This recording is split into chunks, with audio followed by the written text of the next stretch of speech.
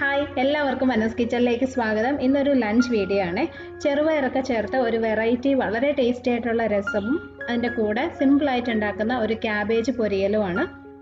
അപ്പോൾ ഈ രണ്ട് കറികളും എങ്ങനെയാണ് റെഡിയാക്കുന്നത് നമുക്ക് നോക്കാം. ഇപ്പോൾ രസം ഉണ്ടാക്കാനായിട്ട് ചെറുപയർ എടുത്തിട്ടുണ്ട്, അരക്കപ്പാണ്. നന്നായിട്ട് കഴുകിയിട്ട് ഒരു കുക്കറിലോട്ട് ഇടാം. ഇനി ഇതിനകത്തേക്ക് ഒരു വലിയ തക്കാളി ചെറിയ കഷ്ണങ്ങളായിട്ട് മുറിച്ചതും കൂടി ഇട്ട് കൊടുക്കാം. ഇനി ഇതിൽ ആവശ്യത്തിനുള്ള വെള്ളം ഒഴിക്കണം. അരക്കപ്പ് ചെറുപയറിന് 2.25 കപ്പ് വെള്ളം ഒഴിക്കുന്നുണ്ട് കേട്ടോ. ഈ പയർ വെന്ത് കഴിഞ്ഞിട്ടും ഇതിനകത്ത് കുറച്ച് വെള്ളം ഉണ്ടാവണം, ഒത്തിരി അങ്ങ് വറ്റിപ്പോവരുത്. അതിന് വേണ്ടിയിട്ടാണ് കൂടുതൽ വെള്ളം ചേർക്കുന്നത്. ഇനി ഇതിൽ ഒരു 1/4 ടീസ്പൂൺ മഞ്ഞൾപ്പൊടിയും കുറച്ച് ഉപ്പും കൂടി ഇട്ടിട്ട് അടച്ചു വെച്ച് വേവിക്കാം.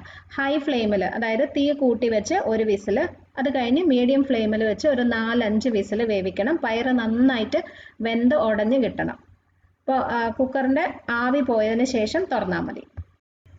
അപ്പോൾ അത് വേവുന്ന സമയത്ത് ഞാൻ കുറച്ച് വാളംപുളി, ഒരു വലിയ നെല്ലിക്കയുടെ വലുപ്പത്തിനുള്ള വാളംപുളി ഒരു 1.5 കപ്പ് വെള്ളത്തിൽ ഇട്ട് വെച്ചിട്ടുണ്ട്. ഇത് പിഴിഞ്ഞാണ് നമ്മൾ രസത്തിൽ ചേർക്കുന്നത്. അപ്പോൾ പയർ നന്നായിട്ട് വെന്ത് കുക്കറിൻ്റെ ആവിയൊക്കെ പോയിട്ടുണ്ട്, കണ്ടോ? ഇതുപോലെ നല്ല വെന്ത് ഉടഞ്ഞിട്ടുണ്ടാവണേ. കല്ലിച്ച് കിടന്നു കഴിഞ്ഞാൽ രസത്തിൽ ചേർക്കുമ്പോൾ ആ ഒരു ടേസ്റ്റ് ഉണ്ടാവില്ല. ഇതുപോലെ ആവണം. പിന്നെ നമുക്ക് ബാക്കി ചെയ്യാം. ഒരു പാനിൽ കുറച്ച് എണ്ണ ഒഴിക്കാം. ഇതിനകത്തേക്ക് ഒരു 1/2 ടീസ്പൂൺ കടുക്, 1/4 ടീസ്പൂൺ ഉലുവ, ഒരു 2 വറ്റൽമുളകും ഇട്ടു. ഇനി ഒരു 4-5 ചെറിയ ഉള്ളി ചെറുതായിട്ട് അരിഞ്ഞത്, ഒരു 10-15 വെളുത്തുള്ളി അതും ചെറുതായിട്ട് അരിഞ്ഞതും കൂടി ഇട്ടിട്ട് ഒന്ന് മൂപ്പിച്ചെടുക്കാം. ഈ ചെറിയ ഉള്ളിയും വെളുത്തുള്ളിയും ചെറുതായിട്ടൊന്ന് മൂത്ത് വരണം. ഒത്തിരി അങ്ങ് ബ്രൗൺ ഒന്നും ആവരുത് കേട്ടോ. നല്ലൊരു മണം വരും, ചെറിയൊരു ബ്രൗൺ കളർ വരണം. ഇത്രയും മതി. ഇനി ഇതിൽ നമുക്ക് പൊടികൾ ചേർത്ത് കൊടുക്കണം. അപ്പോൾ തീ നന്നായിട്ട് കുറച്ച് വയ്ക്കാം. എന്നിട്ട് ഒരു 1/4 ടീസ്പൂൺ മഞ്ഞൾപ്പൊടിയും 1/4 ടീസ്പൂൺ തന്നെ മുളക് പൊടി ഞാൻ ചേർത്തിട്ടുണ്ട് കേട്ടോ. അത് എടുത്ത സമയത്ത് ക്യാമറ ഓഫായി പോയതാണ്. ഇതിൻ്റെ കൂടെ ഒരു 1/2 ടീസ്പൂൺ കുരുമുളക് പൊടിയും കൂടി ഇട്ടിട്ട് പെട്ടെന്ന് ഒന്ന് വഴറ്റിയെടുക്കാം. നമ്മൾ നേരെ എണ്ണയിലോട്ട് ഇടുന്നതുകൊണ്ട് പൊടികൾ കരിഞ്ഞു പോകാതെ നോക്കണം. ജസ്റ്റ് നല്ലോണം ഒന്ന് വഴറ്റിയാൽ മതി. ഇനി ഇതിനകത്തേക്ക് നമ്മൾ വേവിച്ച് വെച്ച പയറും തക്കാളിയും കൂടെ വേവിച്ച് വെച്ചല്ലോ, അത് ഒഴിച്ചു കൊടുക്കാം. ഇതിൻ്റെ കൂടെ തന്നെ പുളി വെള്ളത്തിലിട്ട് വെച്ചത് പിഴിഞ്ഞ് അതും കൂടി ഒഴിക്കുകയാണ്. അപ്പോൾ 1.5 കപ്പ് വെള്ളത്തിൽ ഇട്ട് വെച്ചിരുന്ന പുളിയാണ് കേട്ടോ. അപ്പോൾ ഇത്രയും ഒഴിച്ച് കഴിഞ്ഞിട്ട് ഇത് ഒത്തിരി കുറുകിയിരിക്കുകയാണെന്നുണ്ടെങ്കിൽ കൂടുതൽ വെള്ളം ഇതിനകത്ത് ചേർത്ത് കൊടുക്കണം.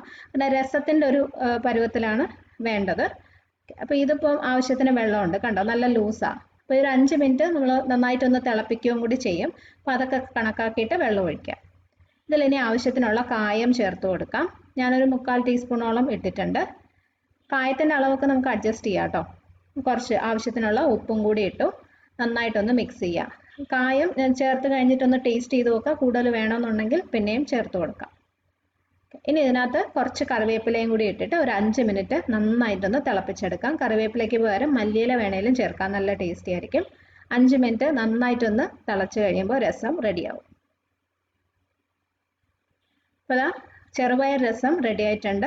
അപ്പോൾ ഇത് മാറ്റി വയ്ക്കാം. അടുത്ത നമുക്ക് ക്യാബേജ് ഉണ്ടാക്കാം. ഒരു പാനിൽ കുറച്ച് എണ്ണ ഒഴിക്കാം. വെളിച്ചെണ്ണയാണ്.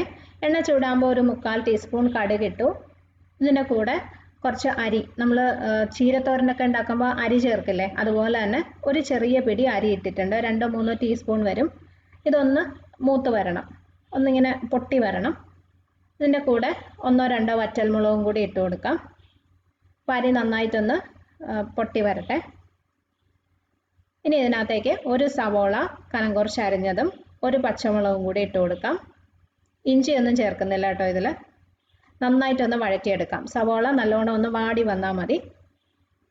സവോള വാടി കഴിയുമ്പം ക്യാബേജ് ചേർക്കാം. ഒരു വലിയ ക്യാബേജിൻ്റെ പകുതി കനം കുറച്ച് നീളത്തിന് അരിഞ്ഞതാണ്, കൊത്തി അരിഞ്ഞതല്ല. അത് ഇട്ട് കൊടുക്കാം. ഇതിൻ്റെ കൂടെ തന്നെ ഒരു 1/4 ടീസ്പൂണോളം മുളക് പൊടി. ഇതിന് മഞ്ഞൾപ്പൊടി വേണമെങ്കിൽ ചേർക്കാം കേട്ടോ. പക്ഷേ ഞാൻ സാധാരണ മുളക് പൊടി മാത്രം ചേർത്താണ് ഉണ്ടാക്കാറുള്ളത്. പക്ഷെ അത് നിങ്ങളുടെ ഇഷ്ടം പോലെ ഒരു 1/2 ടീസ്പൂൺ മഞ്ഞൾപ്പൊടിയും കൂടി വേണമെങ്കിലും ചേർക്കാം. ഇതിൽ കുറച്ച് കറിവേപ്പിലയും കൂടി ഇട്ടിട്ട് നന്നായിട്ടൊന്ന് വഴറ്റി അടച്ചു വെച്ച് വേവിക്കണം. ഒട്ടും വെള്ളം ഒഴിക്കാതെ ചെറിയ തീയിൽ വെച്ചാൽ മതി. ഇടയ്ക്കിടയ്ക്ക് ഒന്ന് തുറന്ന് ഇളക്കി കൊടുക്കാം. അപ്പോൾ ഇതിനകത്ത് ആവശ്യത്തിനുള്ള ഉപ്പും കൂടി ഇട്ടിട്ടുണ്ട്. അപ്പോൾ ക്യാബേജ് പെട്ടെന്ന് വെന്ത് കിട്ടും. ഇതിനകത്ത് ഒരു 1/4 വേവ് ആയതിനു ശേഷം ഇതിനകത്ത് കുറച്ച് തേങ്ങയും കൂടി ചേർക്കാനുണ്ട് കേട്ടോ. അപ്പോൾ ഇപ്പോൾ നമുക്ക് ഇത് ചെറിയ തീയിൽ ഒരു 5 മിനിറ്റ് അടച്ചു വെച്ച് വേവിക്കാം. 5 മിനിറ്റ് കഴിഞ്ഞപ്പോൾ ക്യാബേജ് ഇവിടെ ഒരു 1/4 വേവ് ആയിട്ടുണ്ട്. ഈ സമയത്ത് ഇതിനകത്തേക്ക് കുറച്ച് തേങ്ങ ഇട്ട് കൊടുക്കാം. ഒരു 2 ചെറിയ പിടി മതി, ഒത്തിരി ആവശ്യമില്ല. 2 പിടി തേങ്ങ നന്നായിട്ടൊന്ന് മിക്സ് ചെയ്തിട്ട് വീണ്ടും ഒരു 5 മിനിറ്റ് ചെറിയ തീയിൽ തന്നെ ഇത് അടച്ചു വയ്ക്കാം. ഇടയ്ക്കിടയ്ക്ക് തുറന്ന് ഇളക്കി കൊടുക്കണേ. വെള്ളം ഒഴിച്ചിട്ടില്ലാത്തതുകൊണ്ട് അടിയിൽ പിടിക്കാതെ നോക്കണം. അപ്പോൾ ക്യാബേജ് പൊരിയലും റെഡി ആയിട്ടുണ്ട്. വളരെ ഈസിയാണ്, നല്ല ടേസ്റ്റുമാണ് കേട്ടോ. ഇടയ്ക്ക് അരിയൊക്കെ കഴിക്കാൻ കിട്ടുമ്പോൾ ഒരു പ്രത്യേക ഒരു ടേസ്റ്റാണ്. ഇതിൻ്റെ കൂടെ ഞാൻ ഇന്നൊരു ഓംലെറ്റ് ആണ് ഉണ്ടാക്കുന്നത്. നിങ്ങൾക്ക് വെജിറ്റേറിയൻസ് ആണെന്നുണ്ടെങ്കിൽ പപ്പടം ആയാലും രസവും പപ്പടവും, ചെറുപയർ രസവും പപ്പടവും നല്ലൊരു കോമ്പിനേഷനാണ്, അതുണ്ടാക്കാം. അല്ലെങ്കിൽ മീനോ ചിക്കനോ ഏതായാലും ഇതിൻ്റെ കൂടെ നല്ലതായിരിക്കും. അപ്പോൾ എല്ലാം റെഡിയായി, നമുക്കിനി ഊണ് വിളമ്പാം. വളരെ ടേസ്റ്റി ആയിട്ടുള്ള ചെറുപയർ രസമാണ് കേട്ടോ. നിങ്ങൾ ഇതുവരെ ട്രൈ ചെയ്തിട്ടില്ലാത്തവരാണെങ്കിൽ തീർച്ചയായിട്ടും ഉണ്ടാക്കി നോക്കണം. ക്യാബേജ് പൊരിയൽ, മുട്ട പൊരിച്ചത്, സിമ്പിളായിട്ടുള്ള ഒരു നാടൻ ഊണാണ്. റെസിപ്പീസ് നിങ്ങൾക്ക് ഇഷ്ടമായെങ്കിൽ ലൈക്ക് ചെയ്യാനും ഷെയർ ചെയ്യാനും കമൻറ്റ് ചെയ്യാനും മറക്കരുത്. സബ്സ്ക്രൈബ് ചെയ്തിട്ടില്ലാത്തവരുണ്ടെങ്കിൽ ഒന്ന് ചെയ്തേക്കണേ.